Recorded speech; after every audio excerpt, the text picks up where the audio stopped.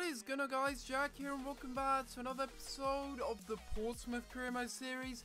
This is episode number 87, guys, and we're going to start today's episode off by seeing there that Cyrus Christie is happy that I'm giving him some more game time, and to be honest, I haven't actually played him whatsoever, so I have no idea why he's coming to me and saying that. But to be honest, as long as he's happy, that is all that really matters. It doesn't matter how the team's doing, as long as he's happy, that is the main thing. But we do go into the first game of today's episode here against Swansea. But before we do get into anything, guys, I want to thank you guys for all the support that you did give on the last episode.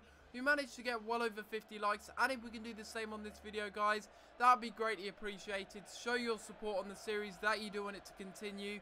And I also want to thank you guys for all the support that you did give on the second episode of Ødgeaards Odyssey. I really do appreciate all your support that you are giving on the recent videos. It really does mean a lot to me as we go into the first game of today's episode here, and it is going to be against Swansea, and we don't really get off to the best start here as Jefferson Montero makes our defence look foolish.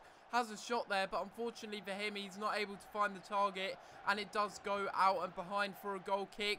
And in this match, we do actually start things off in 9th place here. So really, Swansea are in 11th place at the moment, by the way, but really, we are looking to try and push ourselves up the table because we want to be qualifying for Champions League at the end of the day. And we do really, really well there with Jeremy Boga trying to get into the box and take a shot. And luckily for me, I was actually starting him in this match, and he's played very, very well. Every single time that I've started him in these games, he's done really, really well. And he wins us a penalty there. Very well done indeed from him. And Ki Sung-young does get booked for that challenge on Jeremy Boga. I have to admit, I'm probably going to play him more often because every time he plays, he seems to make an impact in the team. And we do give this one here to Michael Mandron, or Mikel Mandron. Need to remember that that's his name. I need to call him that more often, and I will get used to calling him that. But he does step up for this one, and he does just about score. Puts it past the Swansea goalkeeper and into the back of the net. So that's very nice to see that he is actually managing to get on the score sheet, because in the past few games, he hasn't really got too many goals. And it's nice to see there that he does convert this penalty to make it 1-0 in this match. In a match that we really did need a win, because anything less than that, that would not be satisfactory. We're looking to qualify for the Champions League, and if we can't get a win in this match, we are in some serious trouble here. But Swansea were looking for an equaliser here, and unfortunately they would end up finding it. Really, really bad positioning there by Tom Heaton though. He really should have stayed on his line, and had he have done that, he may have actually saved that effort, because on the replay, although it looks like a good shot from Sigurdsson, really, you look at that, I mean, Tom Heaton, what is that positioning there from him? Really, really bad stuff. He probably should have been a little bit further back in his goal, and unfortunately we do end up conceding that goal just before half-time there. And in the second half, we didn't exactly get off to the best start here. Ki Sung-young passing it into Sigurdsson, who passes it back to him, and then finds Montero, who has a shot. It was a terrible effort, but we were looking for maybe a way back into this match. We needed a win desperately, and would we find it in the 90th minute now? Trying to get some passing going, some really lovely passing here as Polyak does find Jordan Ibe here. He's getting taken out, but they play the advantage, and the ref plays it very well as we score a goal there, and that is going to be a very vital goal in our season there with Jordan Ibe.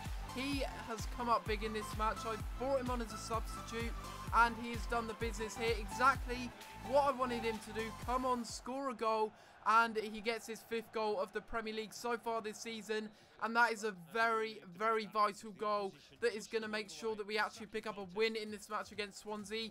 Probably against the run of play, to be honest, because Swansea, they did have some chances in the game. They had 6 shots in total. We only had 4, although our passing was very good. I really didn't think we played well in that match, and we were hoping that we could actually bounce back in the next match, as although we did get a win, it certainly wasn't a convincing one. Thanks to Jordan Ibe, we actually pick up a vital win that really, really was needed.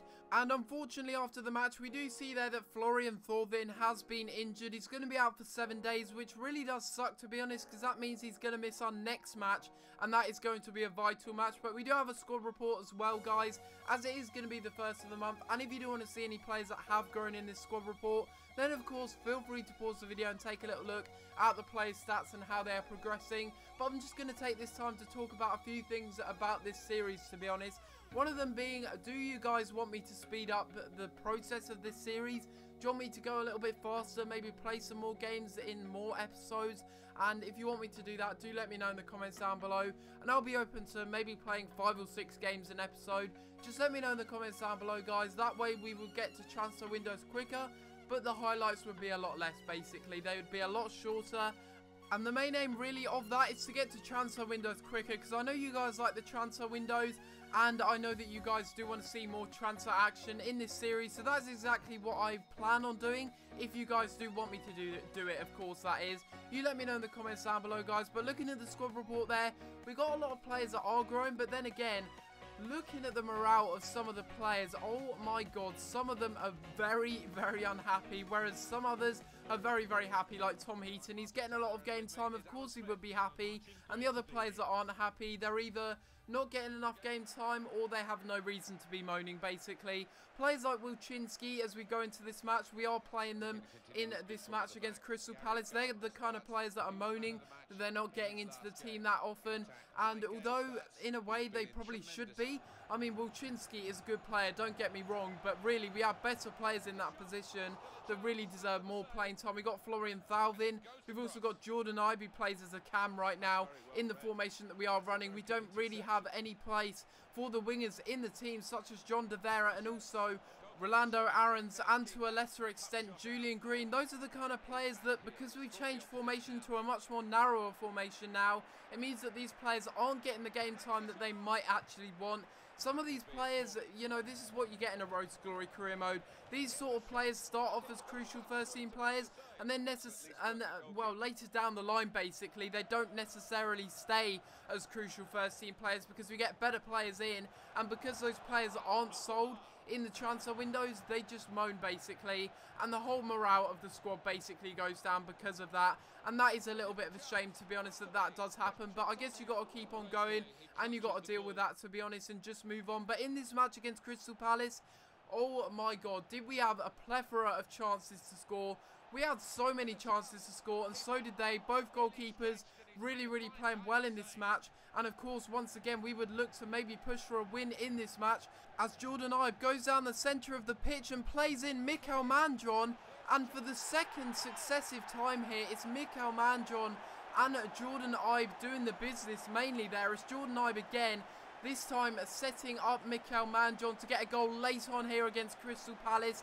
And will we get another vital late winner here against another team that we really should be winning against? We'll just have to wait and see. Finally, we get a goal past Lewis Price, who is a glitch goalkeeper, and I did find it so hard to score against him. So many chances in this match, and Crystal Palace also had a few chances themselves. But on reflection, really, I think we deserve the win. And once again, the result goes our way this time, and we pick up another 3 points, as we are picking up 6 points from 2 games. That is a massive improvement from last episode, where we pretty much lost all of our games, which was a bit of a shame. And we also see there that Milosevic, unfortunately, bad news there regarding Milosevic, as he has declined his contract extension, as it's something he doesn't want to commit to at this moment in time. That really is a shame, to be honest, because if he does end up leaving the club, he's going to be one of our pre-contract legends.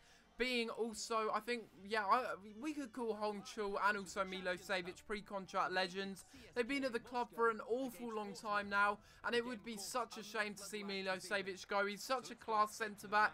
He really, really is an absolute brick wall. Very, very hard for any opponent to get past him, and it would be a shame to see him leave. I'll just have to wait and see what happens, and maybe offer him a new contract later on down the line when he is maybe changing his mind about leaving the club. But anyway, we also see there that we are going into our third and final match here, and it is going to be against CSK Moscow in the Champions League group stage. And you may have been able to see by the table that we are at the top of the table with 7 points, and I do believe Juventus are on 5 points, and the next best team is actually CSK Moscow, who were actually on 3 points, I believe. So in this match, it wasn't necessarily the most important match, and for that reason, I decided to play some fringe players. Unfortunately, Jack Wadmer did get injured late on into that first half there, and unfortunately as well for us, Ahmed Mouya goes through here and passes it in, and it's a lovely 1-2 there, and unfortunately they managed to squeeze it past McCarthy there at the near post, and it's Ahmed Mouya who gets the goal there. And to be honest, I did kind of see that goal come in, probably not straight after the kickoff from the second half, but still, you know, it was going to happen sometime because we were playing a weak side. I kind of asked for it, and there you go. Ahmed Mouya does get a goal there, put his side 1-0 up in this match, and really it was all CSK Moscow in this match. I just wanted to give some time, some game time to some fringe players that were complaining previously about not getting enough game time. They hit the post there, could have actually made it 2-0 in this match to them, and in the end we do actually lose that match. So although it is a match that probably would have, if we had have won it, would have actually secured our place in the next round of the Champions League, it doesn't really matter too much, to be honest, and I'm sure that we will actually go through in the Champions League. We'll just have to wait and see. I just thought it'd be appropriate to give some fringe players a little bit of game time just to improve the overall morale of the squad, basically. But this is going to be the end of the episode, guys. Hopefully you have enjoyed.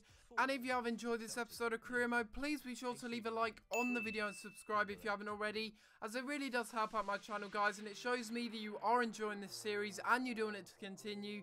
But apart from that, guys, I'm going to have to leave it there, and I'll see you next time for another video. Thanks for watching.